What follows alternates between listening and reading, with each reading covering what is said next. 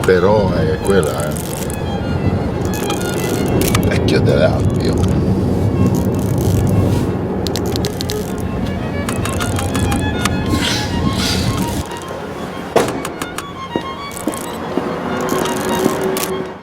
Kadang dalam sepak bola, yang paling sulit bukanlah mencari pelatih baru, tapi menanggung akibat dari keputusan yang salah.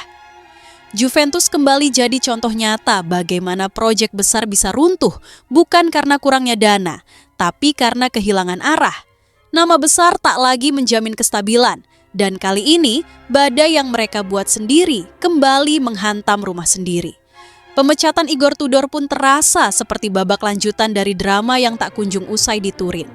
Bukan hanya sekadar pergantian kursi pelatih, tapi cermin betapa rapuhnya fondasi yang selama ini mereka sebut proyek masa depan. Yang rugi bukan cuma papan skor, tapi juga neraca keuangan dan kepercayaan publik yang makin menipis. Juventus sedang berjalan di atas tali, dan setiap langkah salah bisa berarti jatuh lebih dalam lagi.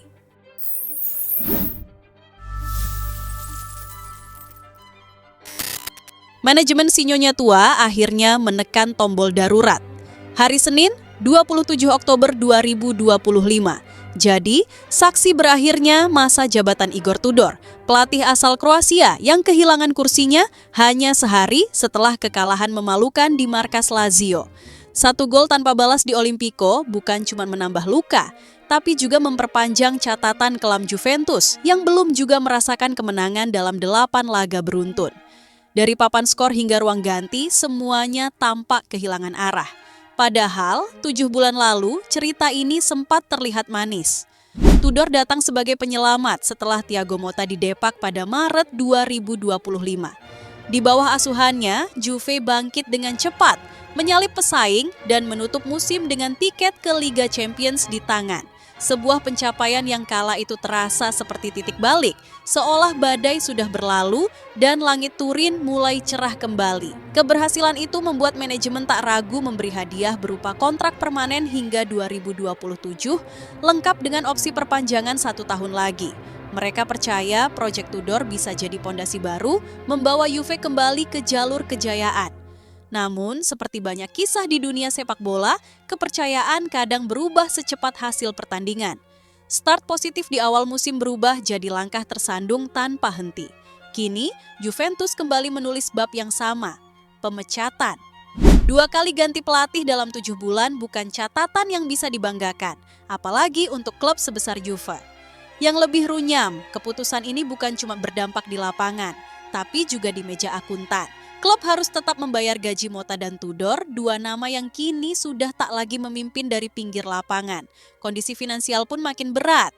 Kedua kontrak itu masih aktif hingga Juni 2027, kini Juventus harus mengeluarkan upah kepada 3 pelatih sampai 2027 dengan gaji buta 464 miliar. Bayangkan, 3 pelatih digaji bersamaan, tapi hanya 1 yang benar-benar bekerja. Situasi yang absurd, tapi nyata adanya di Turin. Untuk sementara, tongkat estafet dipercayakan kepada Massimo Brambilla sebagai caretaker. Ia mungkin bukan solusi permanen, tapi setidaknya jadi sosok yang harus memadamkan api, sementara klub mencari arah baru. Di kota yang haus kejayaan ini, Juventus kembali dihadapkan pada pertanyaan lama. Berapa banyak pelatih dan uang yang harus mereka korbankan dan keluarkan sebelum menemukan yang benar-benar tepat?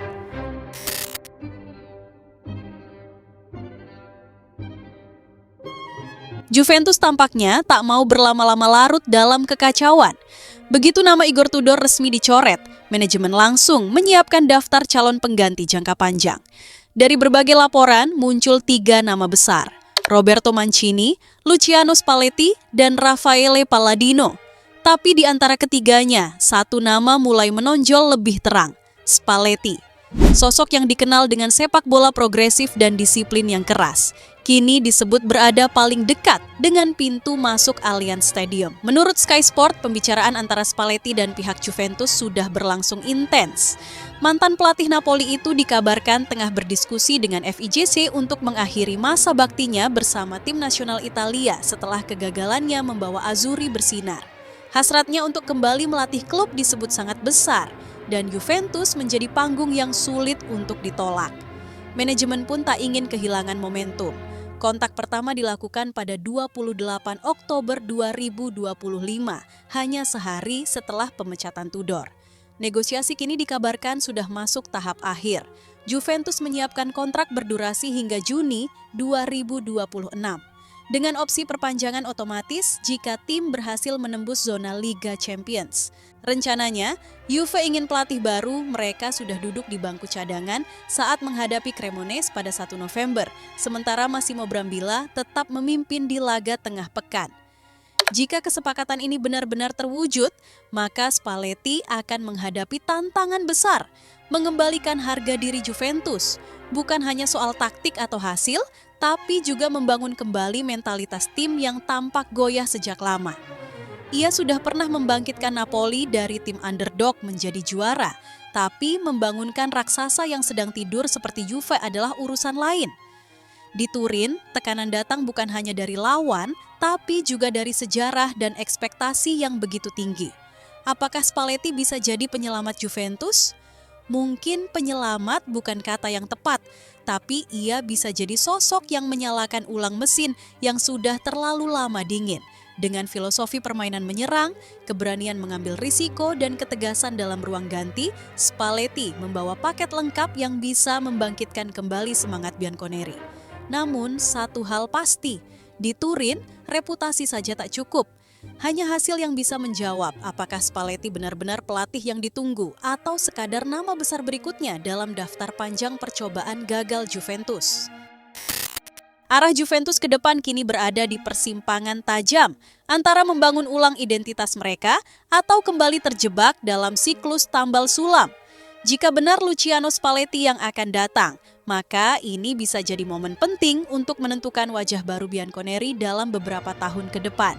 Tapi jika klub masih terjebak pada pola lama, menuntut hasil instan tanpa rencana jangka panjang, maka siapapun pelatihnya, kisahnya mungkin akan berakhir sama. Pemecatan cepat, proyek setengah jadi, dan tim yang kehilangan arah. Dari sisi taktik, arah yang paling logis adalah kembali ke sepak bola progresif yang berbasis penguasaan dan pressing tinggi.